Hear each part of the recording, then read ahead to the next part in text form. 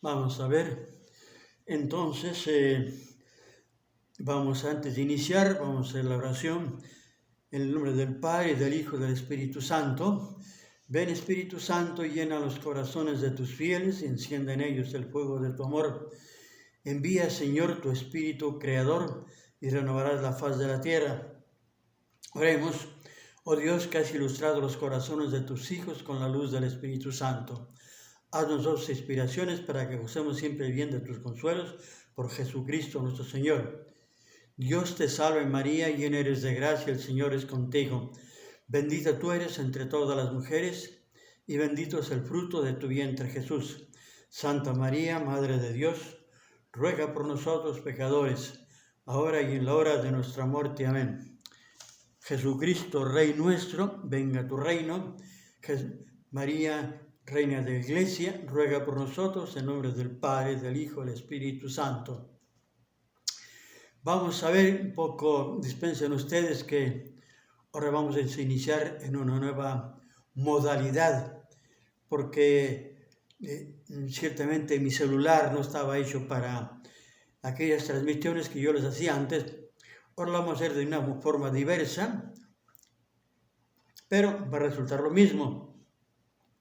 Ahora simplemente yo voy a hacer la grabación, voy a hacer un vídeo, grabación, y después lo mandaré yo a la nube, para que después el Padre Jorge se los transmita a ustedes.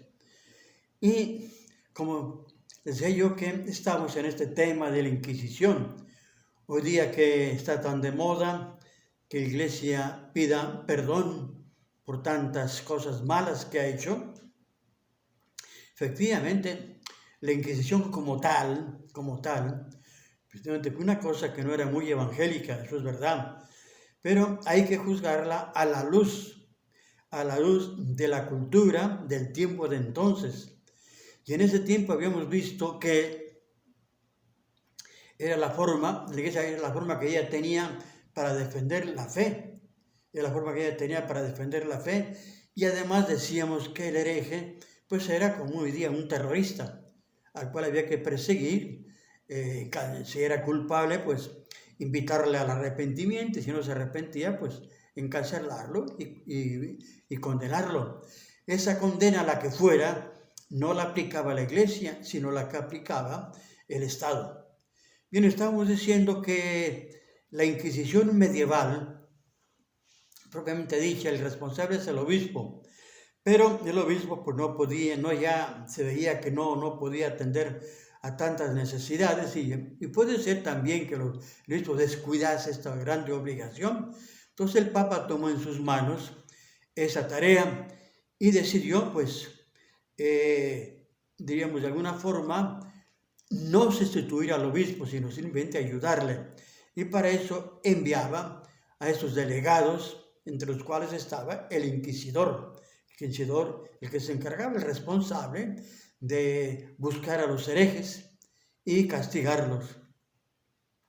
Recuerden que la Inquisición es prácticamente, con aquel documento entre el Papa Lucio III y Federico II, prácticamente, pues, diríamos primero Federico el Grande, Federico, Barbarroja, pero diríamos que el Papa Gregorio IX fue el que ya definitivamente organizó la Inquisición, adelantándose un poco a la iniciativa que iba a tomar Federico II, que era nieto del otro Federico, del Federico el Grande.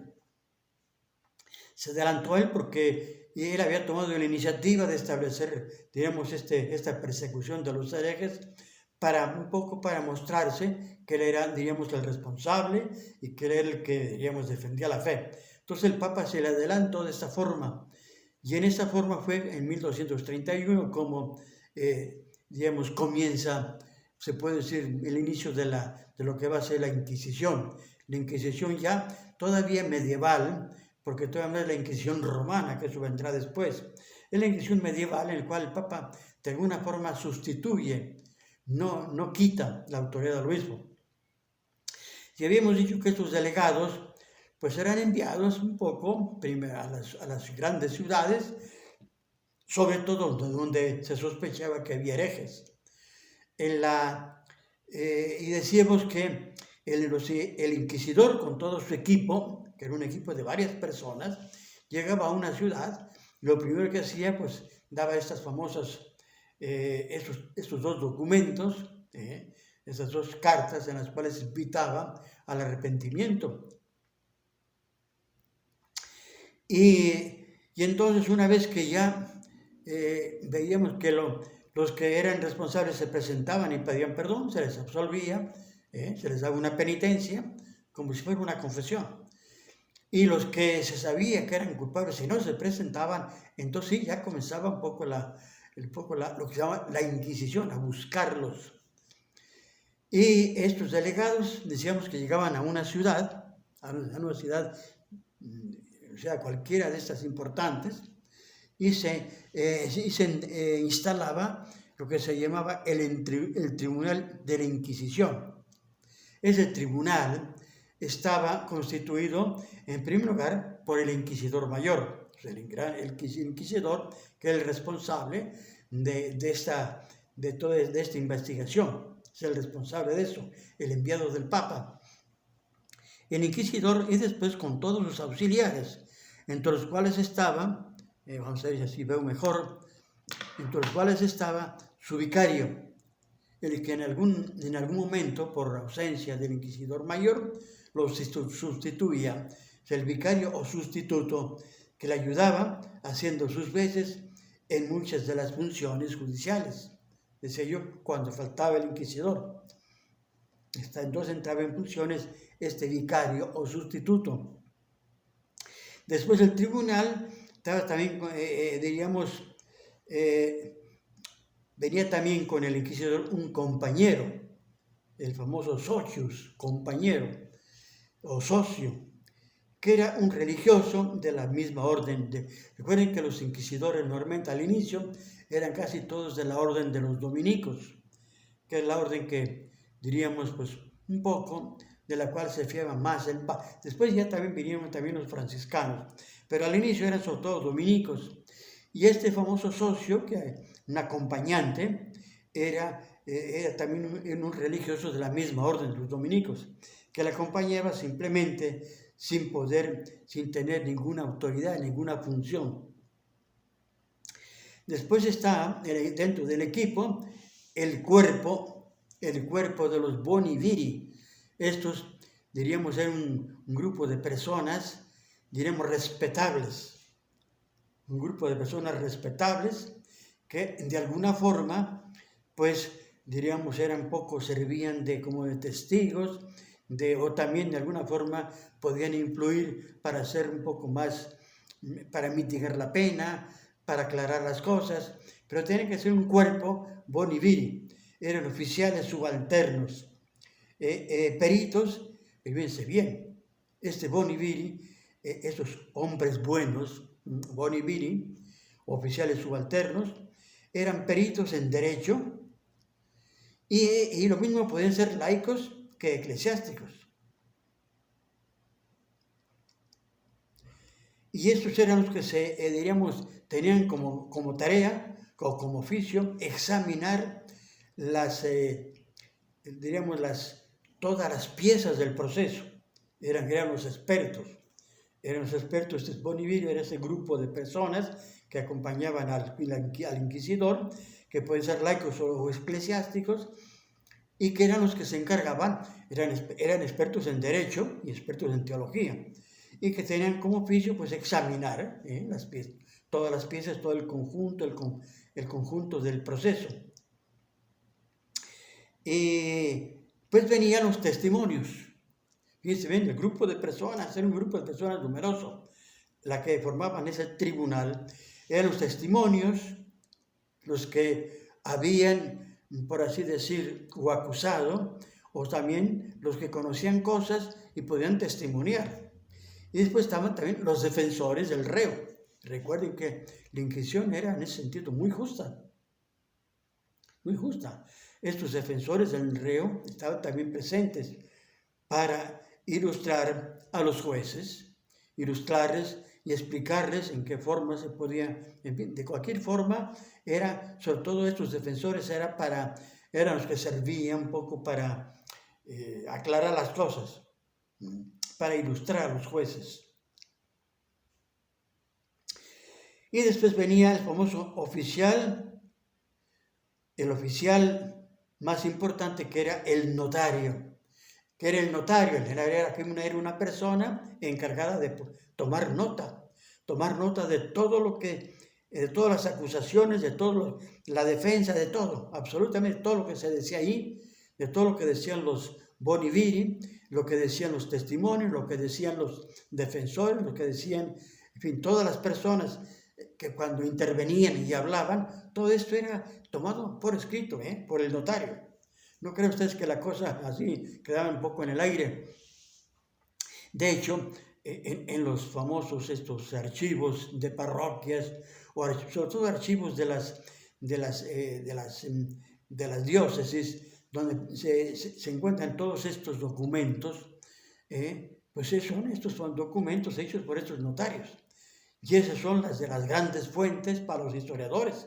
Cuando un historiador quiere, no sé, estudiar la Inquisición en el siglo XIII, por ejemplo, en la provincia tal, ¿no? La provincia, vamos a suponer, de Tolosa, pues ahí se va, y quien quiere investigar va a esos archivos, y ahí comienza a desempolvar todo este cúmulo de papeles, en donde aparecen todos estos documentos, hechos por el notario, que ponía por escrito los interrogatorios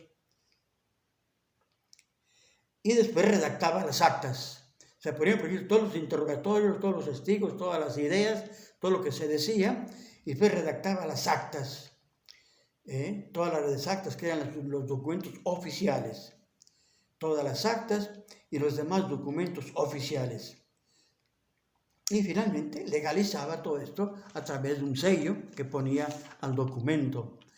Vamos a ver entonces, dice, anotar cuánto fue. Bueno, finalmente, el último personaje, al servir estaban otros ministros o comisarios, es decir, había también ahí una serie de personas, como quien dice, como los que el comisario, el inquisidor había mandado.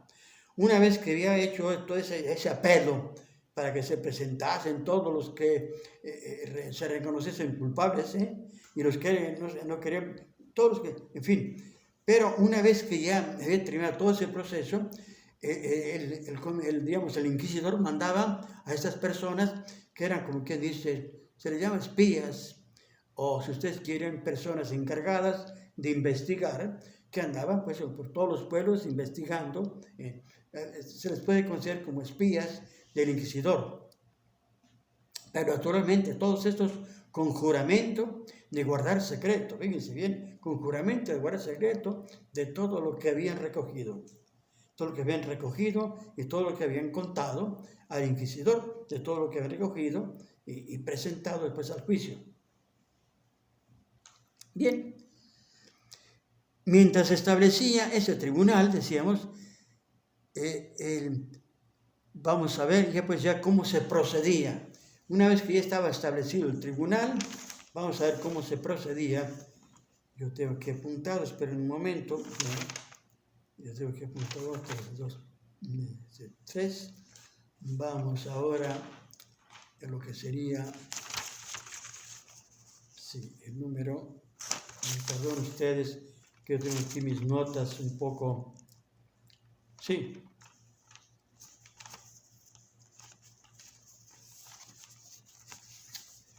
Vamos a ver aquí.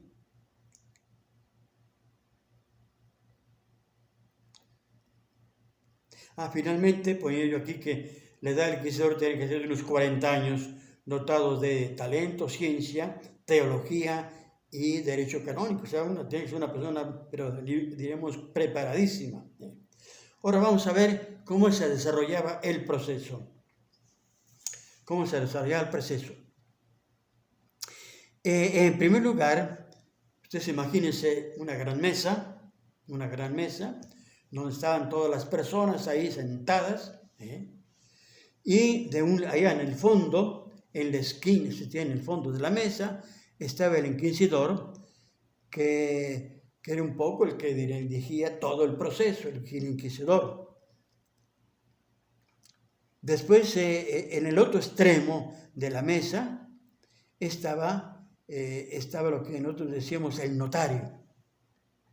Y en torno todo este grupo de personas que participaban. Naturalmente, pues en la pared de la sala estaba el crucifijo, que era un poco el que, pues sí, todo se procedía delante de Dios con toda sinceridad. Todas estas cosas hay que tenerlas también en cuenta, que no era acusar por acusar, o acusar porque quiero vengarme de fulano de tal. Todo se hacía con juramento y delante de ese crucifijo que presidía el juicio.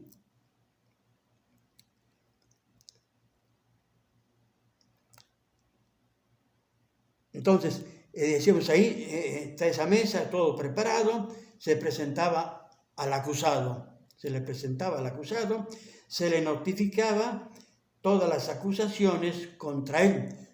Todavía se le leía o se le manifestaba todas las acusaciones que había contra él. Descubriendo dice que esto no era descubriendo los nombres de los acusadores, pero a veces no se decían los nombres. Se decían los nombres cuando decían los acusadores son fulano y mengano, pero a veces no se decían, sobre todo cuando había peligro de que los parientes del acusado pudieran tomar represalias contra estos acusadores. Pero a veces se decían los nombres de los que acusaban y a veces no, para evitar precisamente eso. Entonces, vamos a ver, ahora ya viene, dice, presentaba el acusado, se le leían todas las acusaciones y se presentaban los testimonios que declaraban, etc.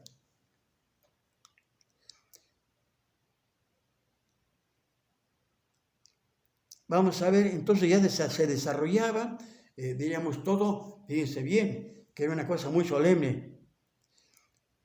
Dice que el acusado, una vez que escuchaba las acusaciones, juraba sobre los evangelios decir la verdad y toda la verdad. Tanto él tenía derecho a hablar y reconocer o no reconocer lo que se decía de él. Tanto él también le daban la posibilidad de tener defensores. Tanto él ahí, pero juraba, poniendo la mano sobre los evangelios, decir la verdad y solamente la verdad. Entonces ya se discutía el caso, entraban en juego los canonistas, los teólogos, y todo esto lo iba apuntando el notario. Todo esto lo iba anotando el notario. Entonces, si era culpable y lo confesaba, la causa se concluía pronto y se daba la penitencia. Ya está. Si el acusado reconocía todo lo que decía y se arrepentía, entonces ya, diríamos por así decir, terminaba la causa y ya no había necesidad de seguir más adelante. Ya se la absolvía y se le daba una penitencia. Pero si se negaba su culpabilidad, entonces ya venía todo lo que era el proceso.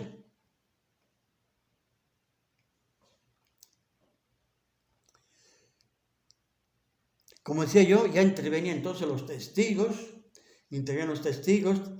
que decían, pues yo hemos visto esto, sabemos esto, sabemos lo otro, hemos descubierto esto, y estaban los acusadores, pero también tenía sus defensores que desmentían o admitían lo que fuera, ¿no? Entonces, decía yo que si admitía su culpabilidad, no había problema, se terminaba el proceso, lo absolvían y le daban la penitencia. Si negaba su culpabilidad, entonces sí, entonces ya venía la discusión. Y el análisis, recuerden las características del inquisidor, un hombre triste, un hombre prudente, saber sobrepesar todas las acusaciones, todo lo que se dice, saber escuchar a los expertos, que analizan muy bien todas las cuestiones, para ver si esta persona es culpable o no es culpable. Entonces, yo decía que, además tengo que añadir que la audiencia, digamos, esta audiencia o deposición de los testigos no era pública. Y sobre eso yo quiero añadir un detalle. una cosa que quizá a nosotros nos puede parecer un poco dura. Es decir, que cuando iban desfilando todos los testigos, cada uno diciendo lo que sabía, lo que había oído, etc., dice que algunas historias de la iglesia dicen que esta delación o acusación obligaba incluso a los parientes. Entre los testigos que había y que declaraban, pero siempre, fíjense bien, bajo juramento, por decir la verdad y solamente la verdad. Bien, entre estos testigos que declaraban, también estaban obligados, fíjense bien, incluso los parientes. Los teólogos disputaban sobre si un hijo debía o no de denunciar a su padre, cuando este era un hereje oculto. Y pues es una cosa realmente lamentable, ¿sí? Lamentable, que un hijo pudiera denunciar a su padre, porque dice yo, en mi casa he oído que mi papá a veces decía esto y decía lo otro, que era contra la fe. Todos los teólogos, nosotros los que ya analizan todo esto, los que han discutido sobre todo esto, discuten a ver si realmente estos hijos estaban obligados a denunciar a sus padres. Hay teólogos que dicen que no estaban obligados y que por lo tanto no debían hacerlo. No, hay casos, tengan en cuenta que según los archivos se han descubierto casos en los cuales, fíjense bien, hijos denunciaban a sus padres diciendo, pues nosotros... Ahora, cuando nosotros escuchamos todo esto con nuestra mentalidad, pero tengan en cuenta que estamos en una mentalidad de cristiandad, donde todo está premiado por la fe. Todo está premiado por la fe. Y por lo tanto, que un hijo denuncia a su padre, un hijo que cree y que defiende su fe y que le dolía que su padre tuviera aquellas ideas, pues hasta cierto punto se explica, ¿no? No se justifica, No se justifica, ¿por qué? Es una cosa que evangélicamente no está bien. Pero se daban casos. Y es lo que los teólogos ahora discuten, o discutían después, ya posteriormente discutían, si esos hijos, incluso en los mismos tiempos, discutían si esos parientes, esos hijos estaban obligados o no obligados a denunciar a sus padres. Pero se dieron casos muy lamentables, Bueno. El acusado tenía derecho a defenderse, respondiendo a cada una de las acusaciones. Tenía derecho a defenderse respondiendo a cada una de las acusaciones. Tenía todo el derecho, incluso tenía sus defensores. Tanto yo creo que aquí pues estamos ante un desarrollo, yo diría, de una cosa que vista en la época de la Inquisición, me parece pues muy bien, loable. Y tengan en cuenta que la palabra inquirere, investigar, comenzó ahora. Antes no existía. Antes diríamos, acusaban a una persona y se le acusaba y se le procedía. No había una inquisición, una investigación, como ahora comenzó la iglesia con ese sistema. Entonces, decía yo que el acusado tenía derecho a defenderse respondiendo a todas las acusaciones. Y todo eso conmigo, el notario anotaba todo eso. Por eso ahora las actas, cuando las examinamos, los archivos, pone, y entonces la persona acusada respondió tal y tal y tal. O sus defensores, sus especie de abogados, respondieron, explicaron, etc. Todo eso está anotado. Muy bien. Una vez que ya, se escuchaba, diríamos, a los acusadores, a los defensores, se escuchaba al acusado, se defendía el acusado, etc.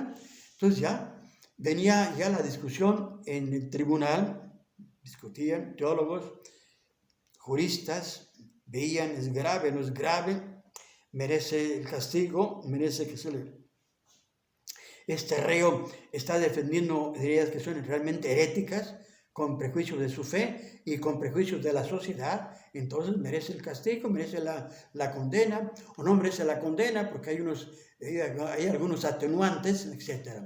Entonces se discutían los expertos, y estos expertos exponían sus puntos de vista, y el inquisidor escuchaba todo. Recuerden las cualidades del inquisidor: saber escuchar a todos los expertos, a los peritos, y él también tenía su punto de vista, porque él personalmente era también un teólogo o era un jurista. Entonces viene ya la sentencia, hasta que se dictaba la sentencia. Fíjense bien, vamos a ver, sí, hasta que se dictaba la sentencia, el reo solía quedar en libertad bajo juramento. O sea que esta sentencia, el comunicado de la sentencia final podía durar días. A veces no se dictaba ahí directamente. ¿Por qué? Porque se tenía que, digamos, examinar muy bien. No se precipitaba, se tenía que examinar muy bien. Si era una cosa tan evidente, que, y además el acusado realmente era empeñado en sus ideas, entonces inmediatamente lo condenaban. Pero si la cosa no estaba clara, si el reo al defenderse había dicho cosas, entonces todo eso se discutía, y la sentencia podía durar días. Y entonces el reo no era mandado a la cárcel, el reo quedaba en libertad bajo juramento.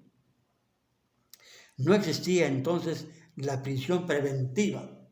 Ustedes saben que actualmente aquí en México existe la prisión preventiva. ¿Qué es lo que han hecho con algunos diríamos, grandes personajes acusados por la Suprema Corte de Justicia? Suprema Corte de Justicia. Antes de dar un juicio, antes de hacer el juicio, se le manda a la cárcel, porque dicen, tienen miedo de que se escape. Entonces no existía la prisión preventiva, y el reo, mientras se daba la sentencia, quedaba en libertad, bajo juramento de no marcharse, de no fugarse, bajo juramento. Y entonces los juramentos se tomaban en serio. No es como ahora, que hay personas que juran por no sé por cuántos, de cuántas formas, y después no cumple ningún juramento.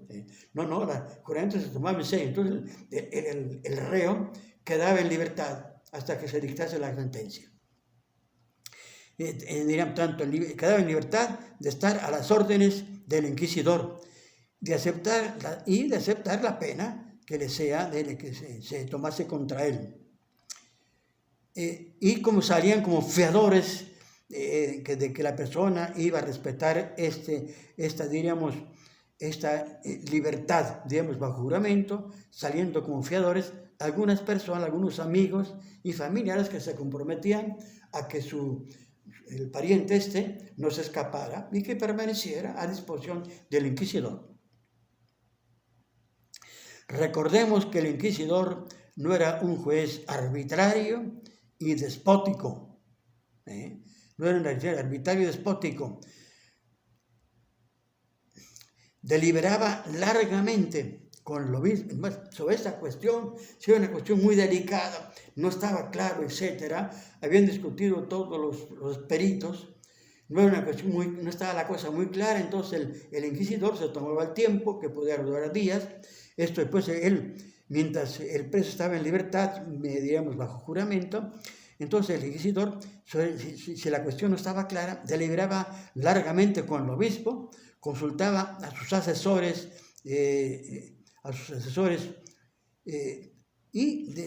para ver exactamente qué se podía decir, que a veces esta decisión podía durar a veces hasta 30,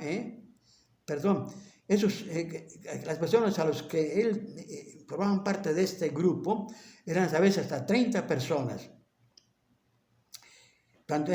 Con todas estas personas, todos esos peritos, se discutía la cosa que podía durar días, en los cuales también el obispo, recuerden que todavía el obispo sigue siendo el ordinario de estos tribunales, el ordinario, bien. Y a veces ya venía la sentencia. Si no se demostraba que el acusado era culpable, se le absolvía y se le liberaba inmediatamente, se le ponía en libertad inmediatamente. Si existían graves indicios de culpabilidad, pero él se empeñaba en afirmar su inocencia, entonces se le sometía, y aquí viene una cosa que no se vayan a escandalizar. Digamos que los indicios eran clarísimos que llevaban a la culpabilidad, pero él se empeñaba en afirmar su inocencia. Entonces se le sometía primero a lo que se llamaba la vexación, vejación, a la vexación, que era una especie, yo diría, se le metía en la cárcel, no se le daba se le daba poca comida, en fin, una serie de limitaciones, digamos, de vexación, vejación, una serie de limitaciones en daño del acusado, para hacerle reflexionar,